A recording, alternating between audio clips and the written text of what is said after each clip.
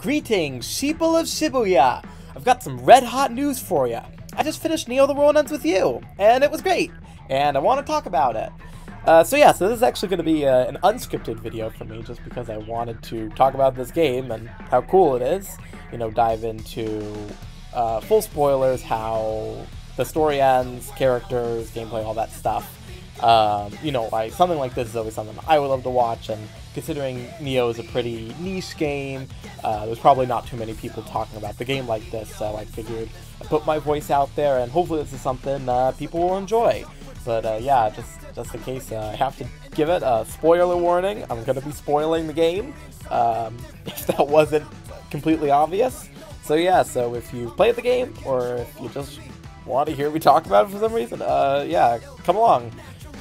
Lots of lots of weird pauses. I might edit out the weird pauses, but we'll see. So I'm just gonna go off the cuff, talk about this game. I've got some light notes here, but I'm just gonna say what comes to my mind. So let's jump in. Let's start talking about the characters.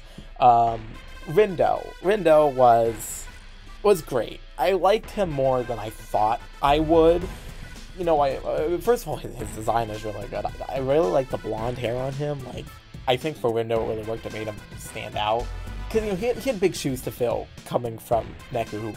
Because Neku's arc was so big, right? Like, there was a clear change that you could see in him. And Rindo, he doesn't come in as, much of, a little emo dude, right? Like, he's got some soul skills, but they establish, he's kind of on his phone all the time, and Fred always gives him a hard time. They're like, oh, we can't make decisions and all that stuff, and they try to address that stuff, but it doesn't feel as big. But I don't feel like it has to. I feel like they kind of took it in a different direction. They weren't trying to one-up Neku, because that wasn't going to happen. They just were able to do something kind of fun, and I really did. It was kind of satisfying to kind of see when they're like, oh, look at him, he's making decisions on something. Even if it was kind of slightly forced, it still was good, and it felt like good payoff, and he was really taking control of Death. He felt like a main character, and I feel like that's the best I can say about him. I really liked him and Shoka. I'll get into Shoka a little bit later, but him, I think that really worked. Fret.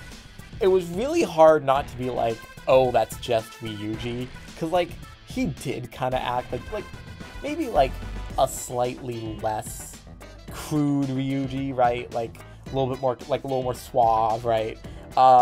But he really grew on me. Spoiler, I liked all these characters, but he really did grow on me, and they gave him some depth, right? That on the surface he's super cool and nothing phases him, but that whole dynamic he had with Kanon was really great, and that really gave us a reason to care about him. I just thought he was fun. Seeing him with Beat, that was so cool. He brought good energy, and him just going around talking about his galaxy brain. Sometimes I feel like you can just get totally that can be totally cringe, but I feel like you weren't supposed to take it seriously. I got that. Nagi, I feel like this is gonna be a hot take, but I never really hated her. I feel like there's gonna be a lot of people who are like, oh, she was really annoying, and then she got better, right? I actually found her pretty entertaining from the start. Whatever her little shtick about saying twas and lord and lady and all that, but I actually thought that was kind of endearing. I thought she was funny. Her design is also really good. Something about, I don't know, the purple backpack with the shirt. I don't know. Something. It's really simple, but it's really good in my opinion. But I found her shtick to be kind of funny. It's gonna annoy a lot of people, but the whole thing where Fret tries to talk to her, and she's like, I did not believe I was speaking to you. It might have gotten a little old, but I consistently found it funny. I don't know why. It's something about how the voice actress delivered it, but yeah, that didn't get on my nerves at all. She wasn't comic relief per se, but she was entertaining to be around, and I felt like they gave her good lines and good one-liners. Her obsession with the dating sim game and Minamimoto, how that whole thing, I thought that was also just hilarious and a genius piece of writing. And all little noises. She's funny. I think she's funny. Sumi. Watch it. Everyone's gonna agree with me, and they're gonna be like, "Oh, you're crazy." I always liked her, but I just feel like people are gonna hate her. Minamimoto. It's not too much to say about him because he's back and he's the same as he was. And like, I'll go over like his art, quote unquote, a little bit when I talk about the story, but like, he's really good to have around. I mean, whatever. I think his math puns are entertaining and funny. You know, I knew he was gonna leave. Like, they treated it the whole time that, like, he wasn't really part of the team. And, like, you know, some people might have just thought that was him just being edgy, but, like, I had a feeling that it wasn't gonna be permanent. Because he kind of had, whatever, he had kind of passed as a villain. And I thought that they were kind of gonna dabble back in that again, and I was right. So I wasn't like, totally shocked when he left. I think it's good for that first week because it kind of anchors something back for like those original fans, because everyone else is pretty much new. At that point, the returning characters kind of don't get bled in until week 2 pretty much. But he's something there where he's like, no one else really knows that he's a returning character, but like, you know he's there. Like, why is he there? What's he doing there? What's his motive? So that's cool, and his presence is important, but I actually am glad they did take him out, because I feel like there was a bit of a dead end there, because he wasn't like friends with any of it, right? He was just kind of there to help him out. Like, we'll talk about the returning characters. Oh, Shoka. Shoka was great. I thought I liked her as a villain, and I liked her as a hero. I mean, I'm not sure if she ever technically was a villain, but whatever. I liked her super duper condescending tone and all that the whole time, and how she was kind of following them around, and like early on it was pretty obvious she like cared about them, even though she didn't show it. Like, I think it's like she was like a tsundere done right. Like, she's not like uber tsundere. She's like tsundere light. And I found her pretty bearable, that like clearly like she's got a lot going on under the surface and she's not showing it. And I felt they did a really good job of like showing that and not saying that. Yeah, I just think she was great at her design with the Mr. Mew hoodie. I thought that was totally cool and out there. You know, pretty standard. I mean, she definitely is tropey, but like her little one-liners talking about how stupid Beat is and all that. Like, you know, her presence is definitely felt, and it's just this, you know, carrying on the tradition of having a Reaper join you at one point is good, and it's always a good arc to go through. Let's see, then we have, I mean, that's all the main characters, and as I said, I want to touch on the returning characters kind of as they come up in the story. Yeah, let's just go ahead and dive right in and just kind of going over general story. I'll bring up a bunch more of the characters as they come up through the story. But as far as like the start of the game, I thought that was good. You know, they put you into it pretty fast, and right off the bat you have the entry of like, how did they get in the UG? Because like, you don't see them die, and there's a chance it's like, well, did they just die and we didn't see it, or are they just not going to have them die at all? I mean, I think that was really good hook right from the start of like, why are they there? How are they there? You know, and I think the first week itself is mostly just to ease people in, right? I feel like a lot of people might fall off in that first week just because like, it is pretty slow. But they do dangle some really enticing plot threads from the start, but just like, everything's pretty standard. Like, nothing really big happens. I think it's the mission where they go and they fight the pigs, and that one's pretty useless, and the riddles and the plaza and all that. And this is all just, of course, to get characters set up, get people used to the mechanics. But compared to the pace of the rest of the game, it definitely is pretty slow in the start. But of course, you get introduced to Susakichi, who I thought at first was gonna like annoy the crap out of me, but like, again, as with everyone else, he grew on me. His little reversey gimmick was fun. It made for a fun boss fight. The whole talking about, oh, you discs, I'm gonna mess you discs up. Like, I do think that was like a little bit overused. But yeah, and I think, you know, they ease it in. You start with just Fret and Rindo, and then you get Minamimoto, which I did not think we'd get Minamimoto before Nagi, but yeah, that's how they decided to do it. And then you get Nagi, and you get introduced to the time rewinding thing, which is fine. I mean, it's very story important, but as far as, it doesn't really add anything to the gameplay. You kind of just press a button and then the story plays out for you. Like, you're not actually doing anything. Yeah, then of course you meet the other leaders. Kanan. I thought Kanan was entertaining. Like, it's, again, she's also pretty tropey, but I was entertained. And Motoi, I actually can't remember if you meet Motoi in week 1, but I'll talk about him anyways. I thought, I'll get into kind of like his shift in personality when that pops up, but I thought he was pretty harmless. He didn't show up too much before they like really try to like delve into his background, which was kind of weird. I remember that I think he shows up at like, if he shows up in week 1, it's like one of the last days. He doesn't really have much of a reason to like be there until he does, of course. But his shtick was fine, all the language thing, and him posting the inspirational quotes. Yeah, it's standard. Like, you know, take him out of the game. I don't feel like it's gonna get much worse or anything. But yeah, and then the Deep River Society there. What was his name? Fuya. I mean, he was pretty much just there to show off that yeah, people do die. He was the expendable one, right? You're never really supposed to grow to like him. But yeah, and you know, when it's got all the stuff with running around. I mean, because they do focus on the Deep River Society. Like, oh, they're in last, and they're trying to catch you, and so they're kind of rivals with you. It's like, I never got really invested in that plotline. But again, week 1, it kind of had to be there. Like, I wouldn't change it, but yeah, not too much to say about it. But then, of course, they end the week, you know, you battle Susakichi for the top spot, and, you know, everyone knows it's not going to end there, but I do think you do start to see that the game is rigged, right? And like the first game was rigged too, but like not in this same way with it. There's like, oh yeah, if you win, if your team gets the most points and you go out, like, I mean, that's just like a straight up lie, because like, you know, the points don't matter in the end. But I do think it's interesting that it's like as a device to get them to do another week of just like, okay, you won, but you didn't, haha, like.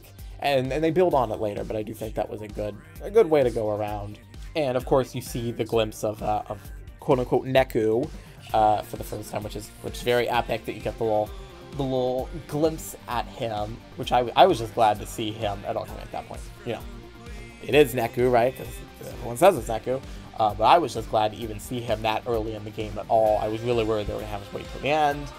But yeah, just seeing the little glimpse of him, and then it's like, the game changes from that point on, because then it's no longer just kind of its own thing. From that point, it is inexplicably tied to the original, not just through Minamimoto, of course he leaves at that point, but because you know Neku's out there, right? Like, and that makes it raises the stakes and makes it really hype. But yeah, going into week 2, and you know that first day, they really should have had you get beat on the first day, because that whole first day where you have to go do the riddles, like that felt like something just out of week 1, and they should have put that in week 1. It felt very like a big, like, it felt like filler more than anything else, just because things were starting to pick up, and then you had to stop and do this whole day doing these riddles. And then you meet Sugumi, who's kind of in her robot form, right? I mean, there's not too much to say about her. She's soulless for the first 3/4 of the game, probably more.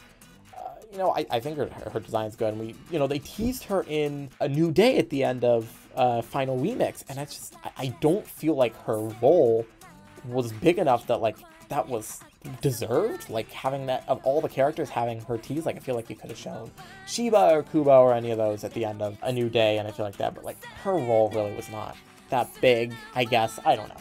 And yeah, I mean, she does do the thing with the visions, but whatever. Point aside. But yeah, I do really appreciate, because they always talk about, oh, Minamimoto is so strong and all that. And like, when he leaves your party, you really do feel it for that one day that you don't have him. 2 days you don't have him. Which I don't know if that was intentional or they just put some really hard fights in there. But I'm like, holy crap, I can't wait to like get another party member, because like, this is getting really hard just having 3 people, because you get so used to having four buttons. But yeah, so then, you know, week 2, day 2 starts off where you get the mission. It's to track down Neku, and like, that was one of the first big like holy crap moments where I'm like, oh my god, things are picking up. Like they actually like want us to go track him down, because like they were like, is this legal? And it's like, yeah, that's like, whoa, we have to go get him. And that's where I'm like, okay, this is picking up, because you know, we just had kind of a filler day. But you know, they go and they do the thing, and they have the Mr. Mew boss fight, which is, yeah, super cool. And then go, and he comes in, and they show the scene from the trailer. He's like, Neku, and then he's like, I'm not Neku, yo. And it's at that point where it's just like, holy crap. And it's like, it's one of those things where it's like, it's obvious in hindsight, right? Because like, he's got blonde hair. They wouldn't, yeah, you get redesigns and stuff, like they wouldn't change Neku's hair color. There was another dude there who was one of the main characters who had blonde hair like that, but like, dang, I did not see it coming. I was 100% bamboozled. That was at the point where I was like, like, oh, this is getting really good. Like, that's where, like, the story really starts, is when it's not Neku, it's Beat. You ask so many questions. Why the hell is Beat here? Where is Neku? Is Neku here? Is he around? What happened to him? Like, is Beat with us? Is he... And it opens this whole can of worms as far as, like, bringing back original Tui stuff, which is just awesome. But yeah, I mean, oh, holy crap, Beat's new design is so good.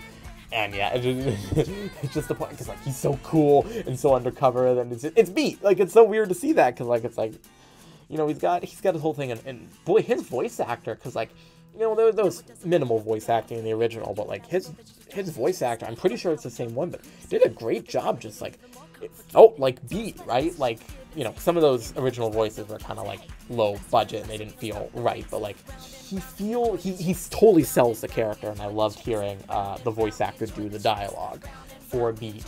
And you can feel the ripples throughout the game where it's like, oh, it's not Neku, it's Beat. They know who Beat is too.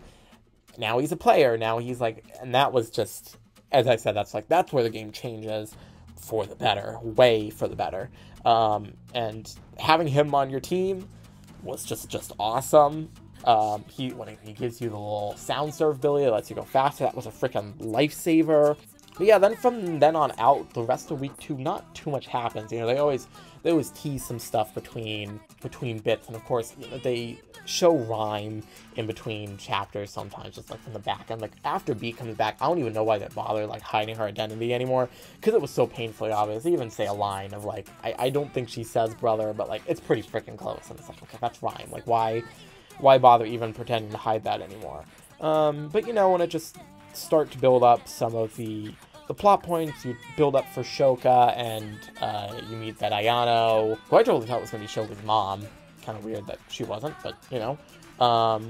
But yeah, so then you kind of hit the point near the end of the week where you have that thing where you have to hunt down Shoka, which is like an equally jaw-dropping moment, but like they kind of pulled it on us once already with like, you gotta hunt down Neku. But it was, you know, it's like, holy crap, what happened to Shoka? What did she do? And that whole scene where you're going and she like freaking kills Motoi. At that point it was like, oh man, maybe she's not good. She seems really truly freaking evil, but you know, I think it's pretty clear that was just kind of in like a fit of rage because she got kicked out from basically her family. But like I thought that whole day the stakes were really great. You knew, boy, Motoi was gonna die, he was in trouble, and you had to do it like 4 or 5 times, and like some people might find that annoying, but it was like, oh man, Shoga's gonna freaking kill someone, like we gotta get there, and like you come back several times, you keep on, the story gets told in reverse, and you keep on getting like new bits of information about Motoi's identity and Shoga's identity, and of course you find out Motoi is basically a fraud, which I really liked that twist for him. It actually gave me a reason to like care about his character, because like, yeah, that he's like this famous internet dude known for all these poems, and it's like, yeah, he just freaking stole them off of Instagram. Like I thought that was freaking hilarious, because like that's so a thing. And I mean, of course, they know that's why they did it, but it's that thing where it's like, you have that, kind of evilness beneath the surface there with him, which I thought was a fun twist for him. It made him more interesting. And that it's like, oh, and I thought it was pretty stupid that they were like, oh man, Rindo feels all betrayed, that this was his hero, whatever. I mean, they wanted to give it stakes, but then it was like, oh yeah, he wanted to betray everyone, become a Reaper, which is like, I feel like that's like a legit thing someone would do in that situation of like, yeah, you win, you can just, you know, you don't have to go back to life, you can just be a Reaper, and like, at least you don't die at that point, but like, yeah, put other people down, because really, ultimately, it is like, every man for themselves, because as far as they know, only one team's going to be able to win. So, I mean, it makes sense that at least one of them would have someone who's kind of, like, selfish and would totally sabotage the other teams, and rat out information to try to get in with the Reapers. But, yeah, no, that was good. And, of course, he ends up getting sacrificed, which they try to kind of bring it around a little bit that he learned from his lesson. But, you know, they knew what they were doing. They wanted to make us, like, not like him as much and then kind of kill him off. But then they go fight Shiba. Or no, they don't fight Shiba. They fight Tsugumi again. Because the whole time he's talking about, oh, Ruinbringer's leader. Who is the Ruinbringer's leader? And yeah, plot twist, it's Shiba. Which I thought was really fitting, because like I feel like it totally tracks the whole thing. Like, we learned that the game was rigged, but like now we know it's really rigged, and that the Ruin Bringers are in on it, and like it's foreshadowed, right? Because like we see Susakichi turn into noise, which we know is something pretty much only Reapers can do. You know, I think he gets more menacing from that point on, right? Like she was like, oh yeah, he's got a master plan, he's in on this, and at that point where it's like he's got them surrounded, and it's like, you can keep playing my game now, and it's just like he feels way more sinister at that point. And then of course, yeah, he kills off Mortoi. Yeah, I mean, yeah, I just thought that was good twist. The Ruin Bringers, who are your enemy, and the Reapers, who are kind of also your enemy, they're like, it's the same dudes. It's like one common enemy, and it kind of narrows down the point that it's like, okay, this is Shiba's to do. He's behind it, or he's behind the Ruin Bringers, behind the Reapers, and that's who you need to go after. But yeah, no, then that leads us into week 3, which, much like the original game, like there's a stark difference in tone between week 2 and week 3, because I mean, for this one, like, you literally see the sky go. I mean, you know your goal, you know who the players in the game are, because in the original Tui, like, you had the whole thing with like more and more people getting taken over, like they have the little, that same message with like the red eyes, and more and more people get affected, and that's how you know that like stuff's getting real and all the players go away. Same effect kind of happens here. And of course, you got the taboo noise, which honestly, like, they tried to make a big deal out of it on like the first day, but like it really, they ended up just becoming regular encounters. They do this whole thing where it's like, oh, you need a black light to do that. And I actually thought it would have been cool if they had like a new battle mechanic that you had to have one party member like shine a light on them, and I think that would have been cool. But like, once you do the story sequence, you just fight them like any other noise. I don't know, it felt kind of silly because like they highlighted it so specifically, but what are you gonna do about it? But yeah, so the third week, you know, you have the point where Kanan sacrifices herself. Well, and they do a lot of build up before that with like this new noise that's spreading around that, like, it's pretty freaking serious stuff. It takes over people, leaves them hollow and soulless, and it kills them. I mean, it was a little weird because like it's inconsistent because like sometimes they could save people, but sometimes they can't. Like, it was like Karya got taken over at one point, and then they kind of saved him.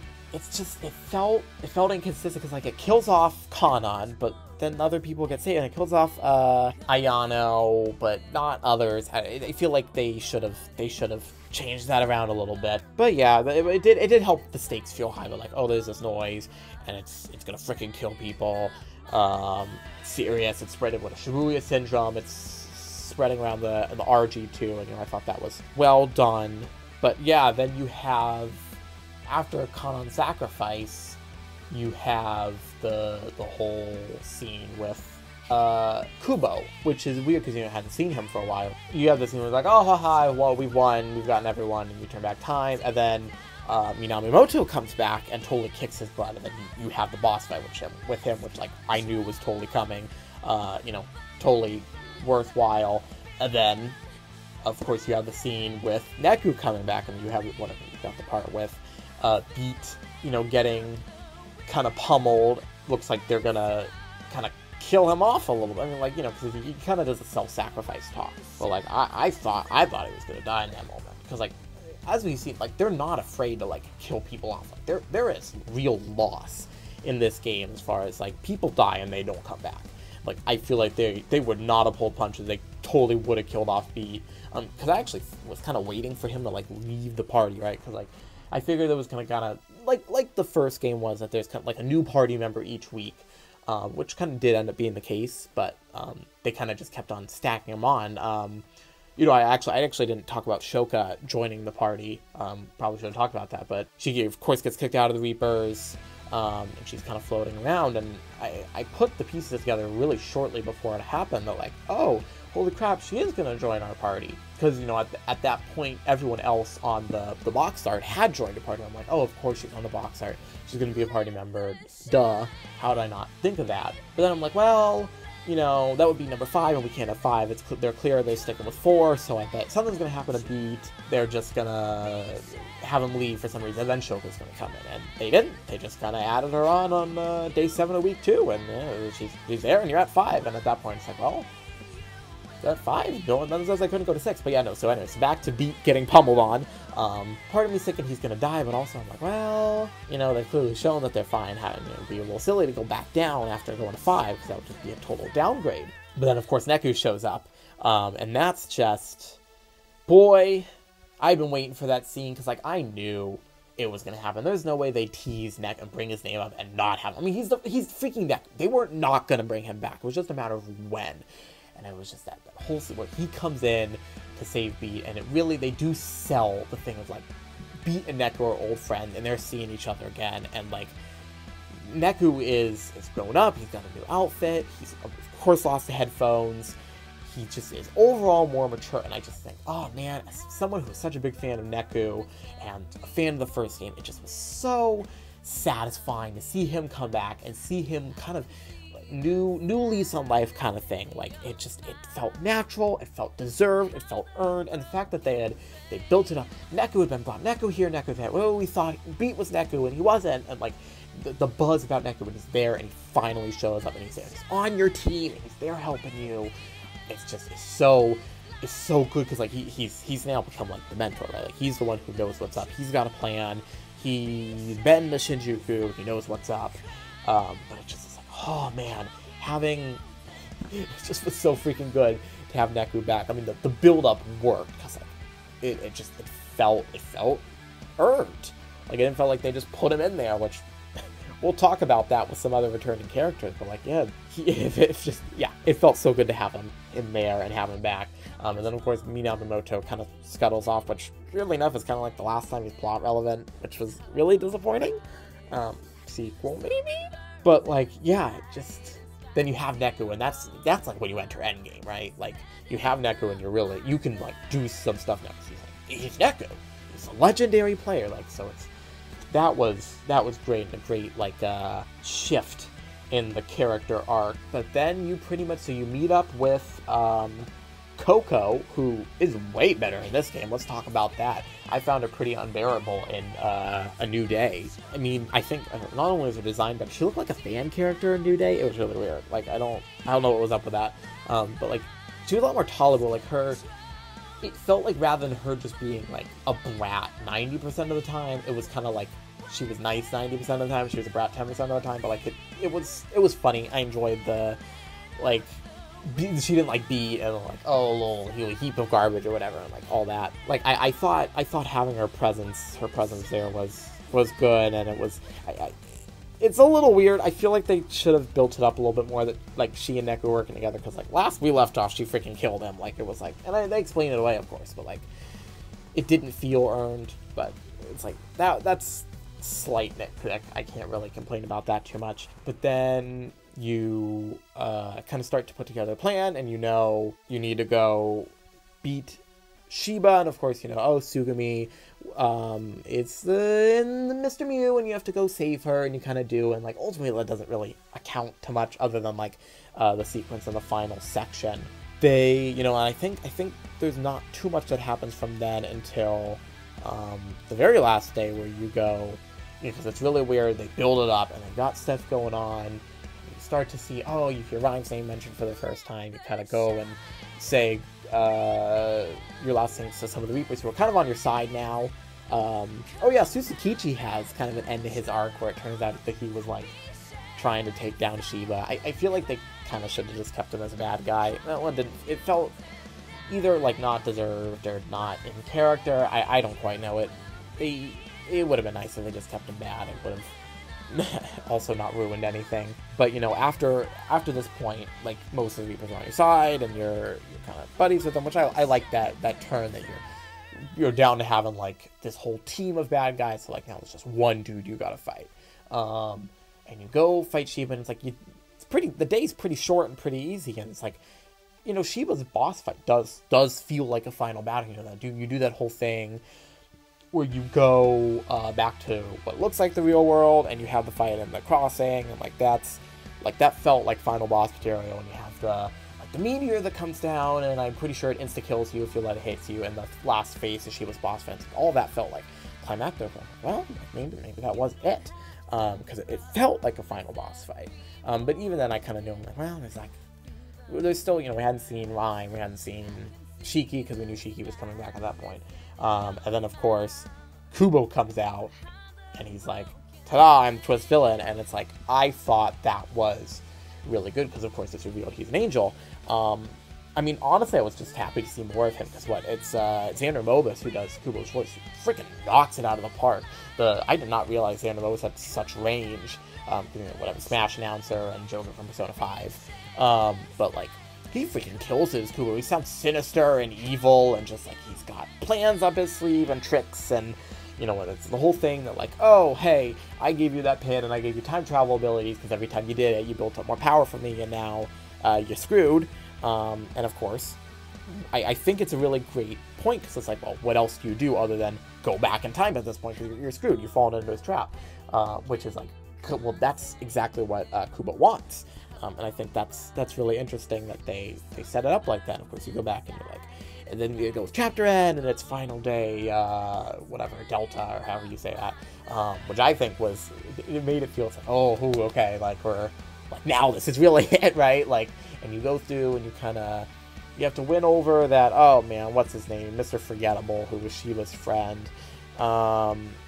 Hishima, was that his name? But, like, you get him to come with you and talk to Shiba, and you do, and you don't fight, and then you kind of stand around, and then Kubo comes, and it happens anyways, and everyone kind of dies, and then, boy, I did not think that they would go there just, like, freaking killing everyone off and leaving Rindo alive.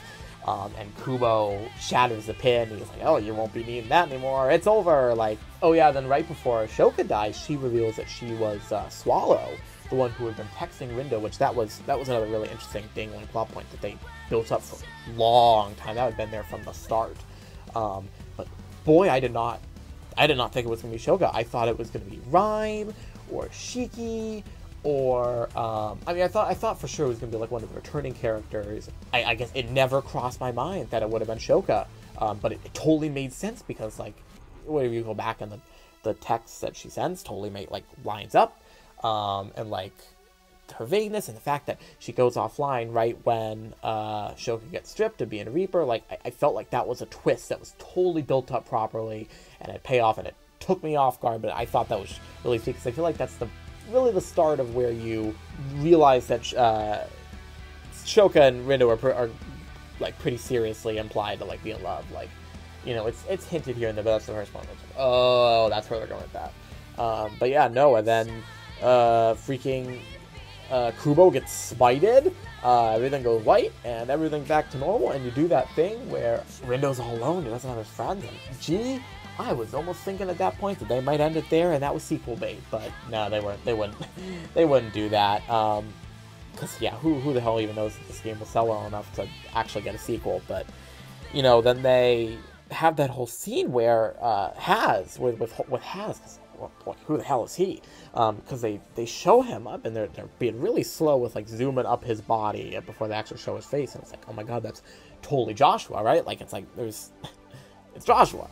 But no, it's not Joshua. And, like, and I know he's just an angel, but, like, it's weird that they don't really explain who that was. Like, at least for what we know right now, and who knows, they could be planning on continuing the story, but, like, they could have replaced him with Joshua, nothing would have changed. Like, it just, all it mattered was that it was an angel that came down and let Rindo go back one more time. That was good, because, you know what, I think that's kind of supposed to be, like, the pinnacle of Rindo's character. It's like, oh, he's alone, and really what he cares about is friends, and he's made these friends, and doesn't want to live without them. But boy, the fact that they string along, and it's been weeks, lived alone, and he feels lonely, and, like, that was pretty, like, I was like, holy crap, that's crazy. But then, like, you know, it's that whole thing where it's like they strip back all the UI elements. You can't go in places, you can't open your like, you can't scan at all, and it feels really weird. But, like, I think that scene was really well done. It's like, what the hell is going on right now?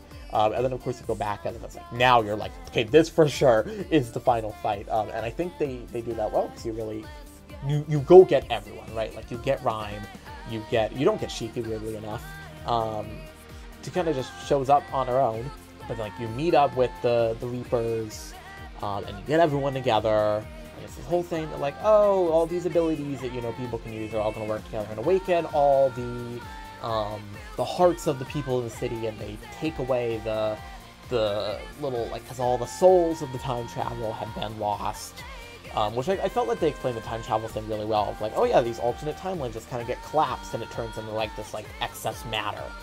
Which, you know, it can be easy to do plot holes of time travel, but, like, I felt like that was pretty well explained, and it had a good reasoning behind it. But yeah, that they, like, replace all these jumbled up timeline excess with like the current timeline and revitalize people's souls, and like it was a little Deus Ex Machina, but like it worked, right? And then of course, because at this point, because Kubo's gone, which is really weird, because he gets smited by Haas, and he never comes back. That's it for him, which was, it's weird. It would have been nice to like fight him one-on-one if he had like a crazy noise form or something. Because it's weird, because the threat is still there, but Kubo's not. I felt like he was kind of like the personality behind the threat, so it did feel a little bit hollow not having him there. But like it was definitely impactful. Like, holy crap, they freaking erased him from like all timelines. Like that was crazy.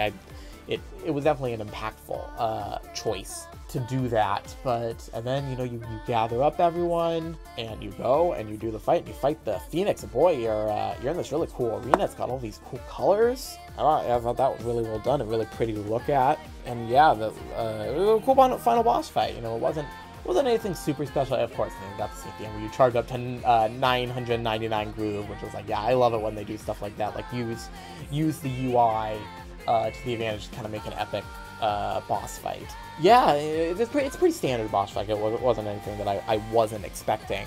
But then you beat the boss, and it's weird because like it has 2 phases, but like they're the same phase. That was kind of weird, but you can't really complain. Cool boss fight, and then you kind of have like a your resolution. Oh my gosh, yeah. So Joshua freaking shows up out of nowhere.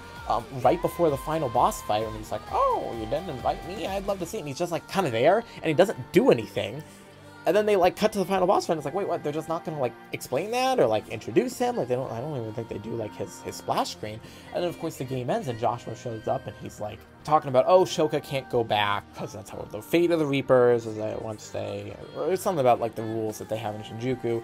She's like, she has to stay in the UG. But then Joshua shows up and he's like, cool, you want to bring Shoka back? Cool, well, I'm going to send her back, but she's going to be hidden somewhere. Good luck finding her. And it's like, it's totally a Joshua thing to do, but like, I don't know why they did that.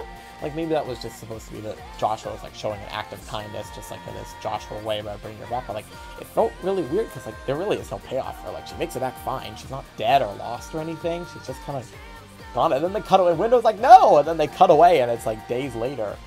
It's really good. They give great closure to everyone, right? Like, I ended up really liking Shiba because, like, he was an evil dude, but, like, he is likable. Like, he's a likable villain.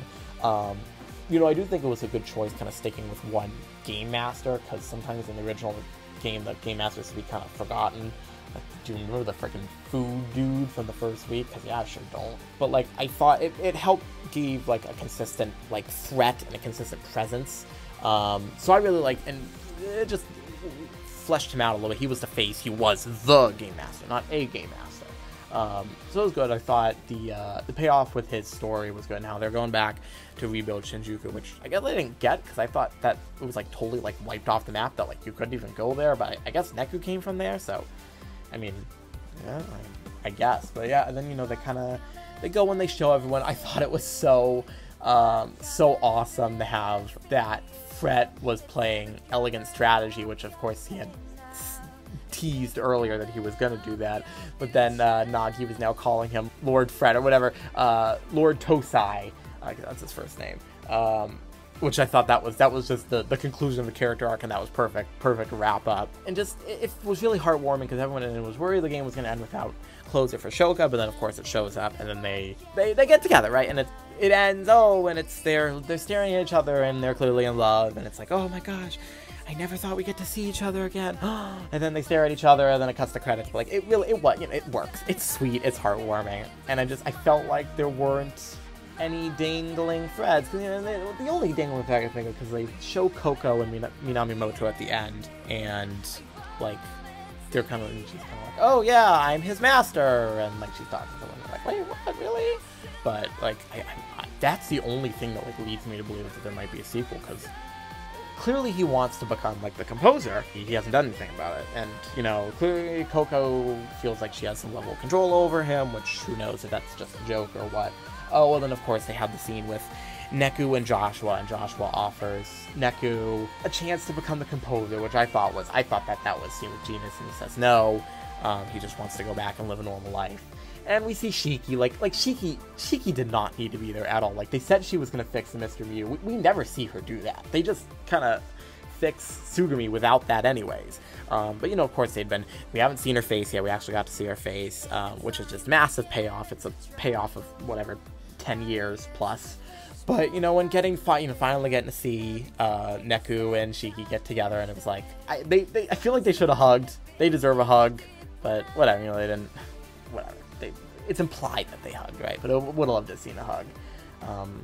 And then you got Beat and Rhyme closure. It just, I felt very satisfied at the end. I felt like everyone got justice, right? Everyone felt like they got payoff and closure. But yeah, I gotta say, weird nitpick. I would have loved to have seen Shiki and Shoka interact at some point, because, you know, Shoka's whole thing is that she's like decked in Gato Nero, and it's like, I'm not sure if they ever actually say it, but it's pretty heavily implied that Shiki is the creator of that brand, which is like, if to see that interaction with Neku, like, oh my god, you're the creator, and they kind of do it like she's mentioned offhand, and clearly Shoka knows who she is, but just to see those two kind of get together would have been really nice. But like, yeah, then yeah, credits roll, and that's really the game. Boy, I had a lot to say about that story, but I'm not even done. There's a couple more things I still want to touch on. All the Reaper characters and stuff, because like we get Karya and Uzuki back, which I really like them in this game. I liked them in the last game too, so I was super excited to see them back. Their designs are both really good, and I feel like they have more to do. That they're kind of like, oh, you don't really know what side of them. Like, oh, they kind of have resentment against the Shinjuku Reapers. Like, are they on their side? Are they gonna help? Are they gonna not? Like, and seeing them kind of react to the old characters coming back. And I feel like they're very entertaining characters. So glad that they were back, and they didn't feel like they helped. Like, they were there for the final battle, and they helped, and they weren't just sideline characters like kind of they were in the original. Then, I mean, there's really not too much to say about like Ayano and the dude who texts on his phone. Like, you know, they were there and they had their roles, but not too much to say about them. And then there was the Hashima, who he was, let's get out of the way, he was boring. And they should have introduced him way earlier, because he kind of just shows up randomly in week 3 without you even having seen him before. Like, it's really weird and jarring, because I remember him being in one of the trailers, but yeah, he just shows up, and it doesn't feel earned, and then it's like, oh, he's Shiva's friend, and I don't even feel like I know who he is or why he was there. Like, I almost feel like he was written in for the point of the plot of like, oh shoot, we need someone who's gonna be like Shiva's friend. That could have been Tsugumi. Like, it really could have. He has no reason to exist. I felt he was boring. Kind of a cool design, but that's all nice I can say about him. But yeah, the other person who should have been introduced a little sooner was Coco, because we see Coco after a chapter like once, but other than that, she just shows up like right at the end. Like, we never get to see her doing Reaper stuff, which is weird, because she's a Reaper. Like, I feel like she should have gone and had at least one-on-one interaction with Rindo and Fred and Nagi, but what are you gonna do about it, you know? Speaking of Shinjuku, I would have, because they talk only a little bit about, like, because Neku died and he got sent back to Shinjuku, and oh, Coco killed him, that was all part of her plan, but like, I don't feel like we really know, like, what was that like for Neku to go to Shinjuku for a few years and like be stuck there. Like, I don't know if they would at all consider DLC for this game, but boy, if we get like a Neku solo adventure with like a new map of this like ruined Shinjuku, I think that'd be super cool, because like, clearly he meets up with Coco again at some point, and he knows Tsugumi, and it's like, there's a lot of stuff that happened off screen that I don't feel like is really explained well enough, so I'm hoping that maybe they explain it lightly because they have plans for something else, but maybe it's just they were rushed and they couldn't squeeze in all details. But I feel like there's more to know there, right? Like, I feel like you could do like a Torna of the Golden Country kind of thing, like, you know, this prequel that kind of explains that. But speaking of Tsugumi, like, they say this. Oh, they always say, oh, someone did this to her and someone made her in the state, but like, we don't really know. Like, I'm assuming it's Kubo, but I don't think they ever say as much. I mean, correct me if I'm wrong, but like, yeah, I don't actually think they specifically say it was Kubo who did that, so maybe, yeah, again, all the more reason. Neku DLC? That would be awesome. Get on it, Square Enix. I'll freaking pay $30 for it. Maybe pay 30. I mean, like, I'd begrudgingly do it, but I'd do it. Okay, I think that actually is all I want to talk about for the story. I know I've been going on for long enough, but I want to go talk a little bit about just like general gameplay stuff, right? You know, given, but the music is incredible. I won't talk about the music too much, just because I could for hours, but just, yeah, music is really good. They added some great stuff to like the UI just to make the game a more enjoyable experience as opposed to the original. Like pins feel a lot more fun to use. You can actually freaking sort your pins. Thank goodness the original game needed that. Evolution is less cryptic and all that, and that's great. The clothing is freaking, they changed that because you now don't have to, the style is different because it means you can still wear clothes. It just, you need you need style to unlock the ability, which is a much better change because like I never grinded style, so like in either game, which meant like I could have there were a lot of clothes I could never wear in the first game, so now that I could really wear anything, so that was a great change. Freaking affinity chart, like that was awesome, having little abilities and unlock as you go, like and the uber pins too, like, you know, when they got really annoying at first because like you couldn't like use the uber pins you were getting, but you know, you unlock that as you go. You can use more uber pins, and that's gives a good sense of progression. But yeah, just like having that whole chart where you can unlock abilities was just, yeah, I mean, that was a great addition. I liked how there were new areas. I would have loved some more new areas, honestly. I actually thought that we were gonna get to explore Shinjuku in this game. I mean, just initially from the reveal trailer, because they designated them as the Shibuya and the Shinjuku Reapers, which, you know, in the trailer you don't really know what that all means. But I personally took that to mean that we were going to play the game in two different cities, and that was why there were two different sets of Reapers. But no, ultimately it wasn't that, which is it's fine. It was kind of an expectation I set for myself. Like, it was stuff from who's like, oh, it's Tower Records Shibuya, and I was like, oh, they're clarifying that because there's going to be a Tower Records Shinjuku. But whatever, it was just a little expectation I had myself.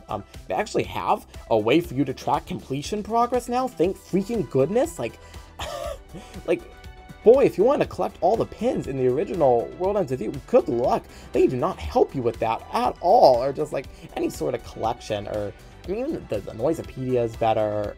It's just, yeah, totally streamlined. Just having that whole screen where you can look at what pins you have, what pins you've mastered, freaking lifesaver. It tells you the food you've eaten and the clothes you collected. Just great choice, great addition. And then, of course, the graffiti wall with, like, the achievements, that's also really cool. I mean, any sort of in-game achievement system is awesome, but especially how you edit that graffiti wall and it actually shows up in Utagawa. Like, that was, when I saw that for the first time, that was so cool.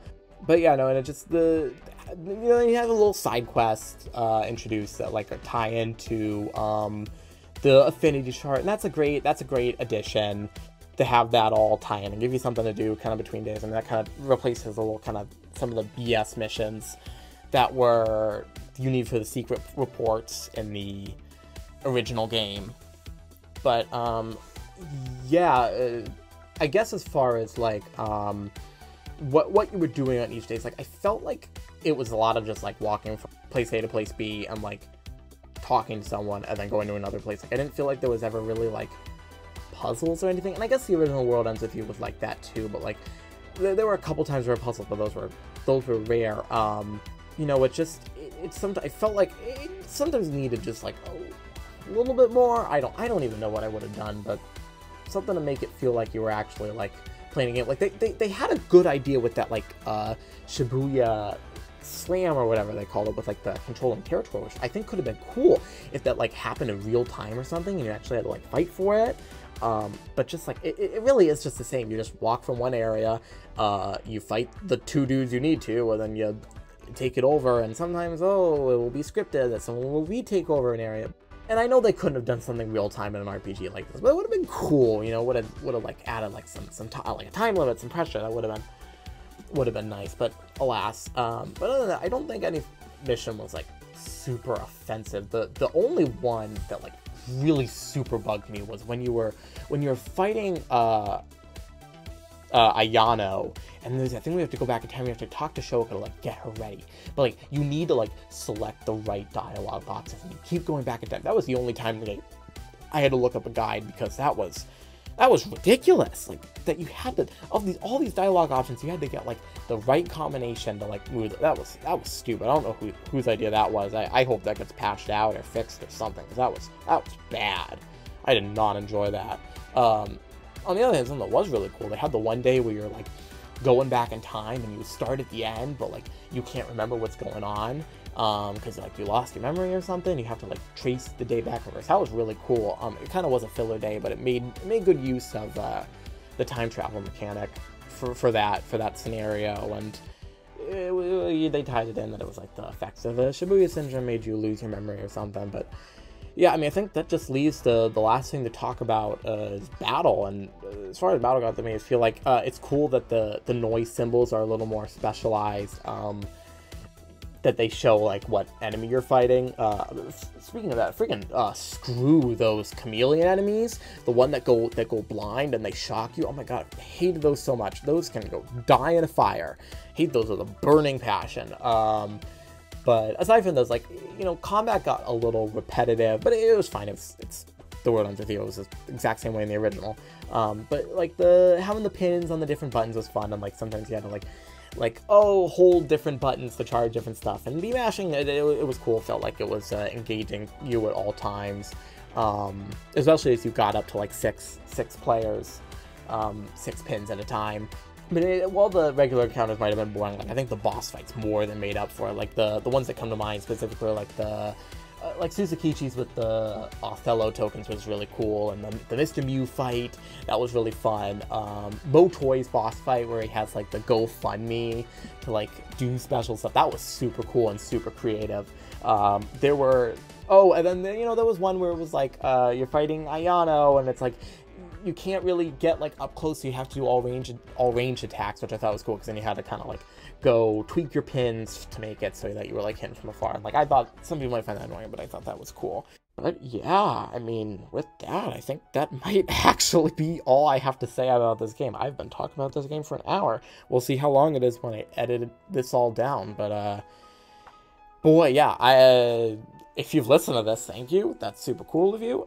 If you want to start a discussion down in the comments, I'd love to talk about this game or anything I didn't cover or anything you want to comment on. But please, please, please go down in the comments.